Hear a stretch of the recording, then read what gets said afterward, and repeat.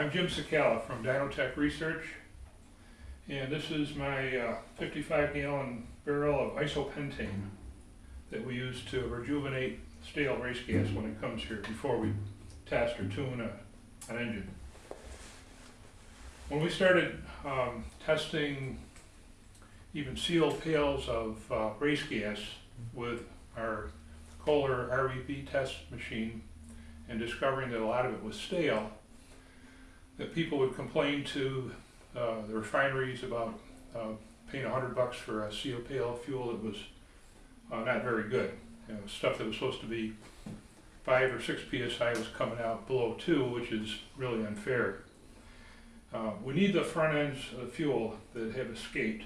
You know, they're important because one study that Kevin Cameron told us about suggested that by the time an air-fuel mixture gets to a combustion chamber, 80% of the front ends have vaporized and are ready to burn, and only 20% of the heavy stuff has. So you can see how important it is for us to have all of the front ends in the fuel.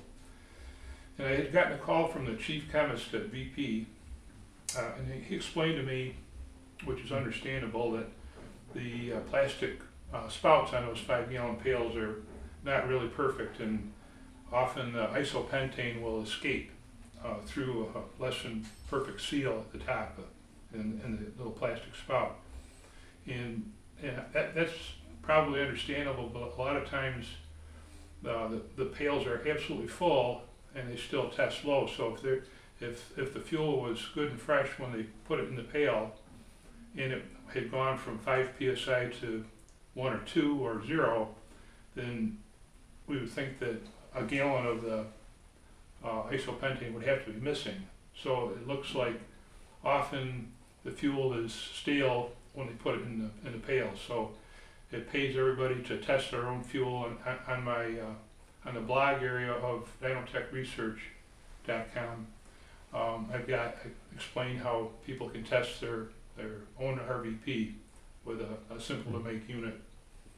Now, isopentane has got a Reid Vapor Pressure of 20 psi, so if we get a pail of fuel that's absolutely dead and we want to bring it back to 5 psi, it's directly proportional. If we mix 1 gallon of isopentane to 3 gallons of stale dead fuel, that'll bring it back to 5 psi, so it's plenty volatile for us to test and make maximum horsepower with.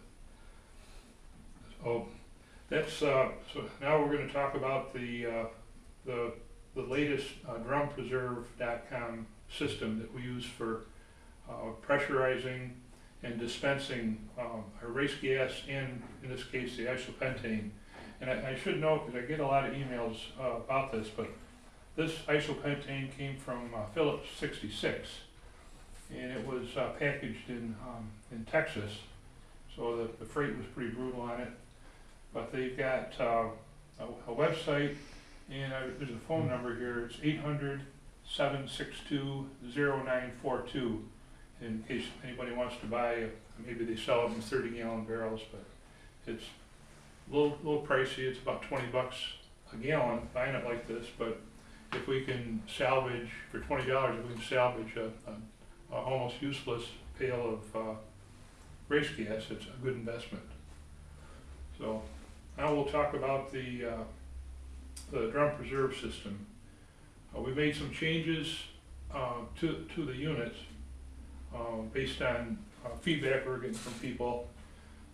The early units, we had a vertical ball valve for dispensing the liquid, and what would happen is when you filled your race sled or your small container, and it would always leave a few ounces of fuel in the hose, and that was kind of annoying. So now we've got a 90-degree street elbow here, so that when we shut off the valve, all of the hose completely drains out. The other change that we've got now is we got a ball valve for the nitrogen too, so that we can shut the nitrogen off and for transporting, because some guys will take a 30-gallon barrel of race gas in a trailer and go to the races with it. And by having a valve, we can keep the pressure on the fuel but we don't have to have a cylinder connected to it in the trailer, a cylinder of nitrogen. And the other thing that we got on the new DrumPreserve bungs is redundant pressure relief valves. These are really important in case something goes bad with the regulator. We want to prevent overpressurization of the barrels, which have a hydrostatic test pressure of 36 psi, I believe it is. So now we got two 10 psi pressure relief valves, so it adds to the reliability of the system.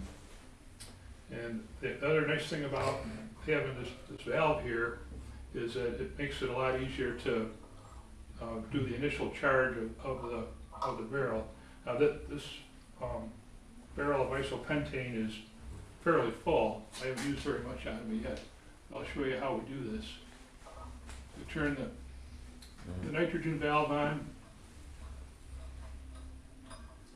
and open it all the way up. It's a double seat valve, so because if you get an old cylinder, sometimes it'll get a little nitrogen weeping out there. So then we'll gradually turn this in. Now the Isopentane, I'll probably keep 7 psi nitrogen pressure on it. So I'm going to just gradually bring this up. This has got a special low pressure spring in it, so that even if a guy goofs, doesn't understand how regulators work, if you crank it all the way in, it's still going to keep the pressure well below the hydrostatic pressure of the cylinders. And anything over 10 psi will be evacuated by the pressure relief valve. So yeah, I've got it right around 5 psi. So now I've got 5 psi to the valve. So then all I do is I gradually crank it open, and you can hear the nitrogen. Okay, so that's wide open, so I'll just give it another little tweak and get me up to about 5 psi. And right there. So now we got dry nitrogen on the Isopentane, which keeps all the moisture out of it. And of course, because there's a siphon hose to the bottom of this, we can easily dispense the liquid as we need it.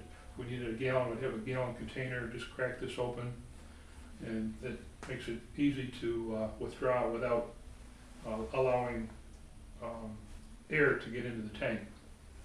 And the other thing that we've done is we've switched from the early vinyl hose to the Substandard ester, which is real durable and won't turn hard when it's contacted with race gas or chemicals like this.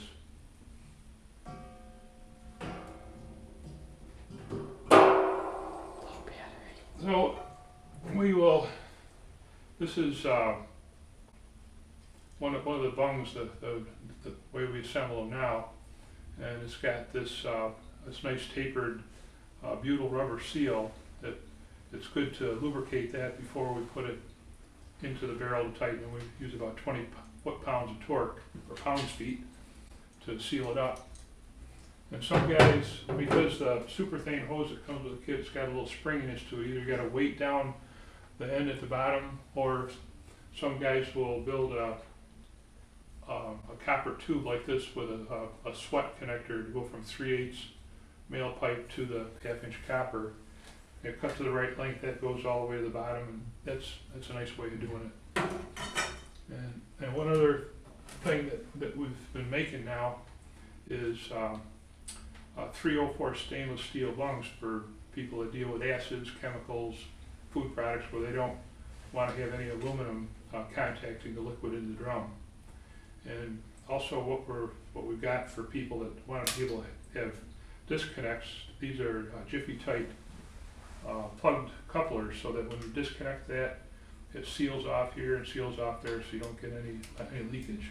We got them for the nitrogen gas and for the fluid dispensing. And we can use these in conjunction with we got stainless steel ball valves and fittings, and we can assemble them however a guy needs that. So that's about the latest on the DrumPreserve systems, and it explains how we use Isopentane to be able to make maximum horsepower on all these two-strokes.